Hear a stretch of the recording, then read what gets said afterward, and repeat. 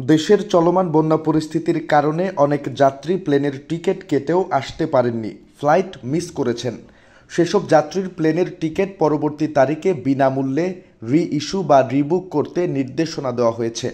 বৃহস্পতিবার হজরত শাহজালাল আন্তর্জাতিক বিমানবন্দর থেকে চলাচলকারী ৩৩টি এয়ারলাইন্সকে এই নির্দেশনা দিয়ে চিঠি দেওয়া হয়েছে।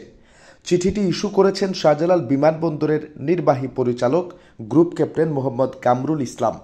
চিঠিতে বলা হয়েছে, দেশের বর্তমান বন্যা পরিস্থিতিতে বাংলাদেশের অনেক যাত্রী বিমানবন্দরে আসতে প্রতিকূলতার সম্মুখীন হচ্ছেন। অনেকে তাদের আন্তর্জাতিক ফ্লাইট ধরতে পারছেন না।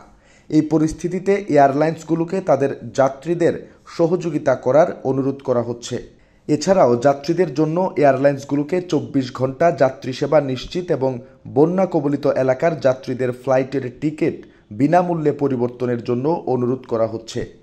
মঙ্গলবার রাত থেকে উজান থেকে নেমে আসা পাহাড়ি ঢল এবং অতিবৃষ্টিতে দেশের দক্ষিণ পূর্বাঞ্চলের জেলাগুলোতে ভয়াবহ বন্যা দেখা দিয়েছে। বন্যার সবচেয়ে ভয়ঙ্কর রূপ ধারণ করেছে ফেনীতে। এছাড়া চট্টগ্রাম, কুমিল্লা, নোয়াখালী, সিলেট, মৌলভীবাজার, ব্রাহ্মণবাড়িয়া, লক্ষ্মীপুর, খাগড়াছড়ি এবং কক্সবাজার জেলা বন্যা কবলিত হয়েছে। এসব জেলায় বন্যায় শুক্রবার সকাল পর্যন্ত ১৩ জনের মৃত্যু হয়েছে।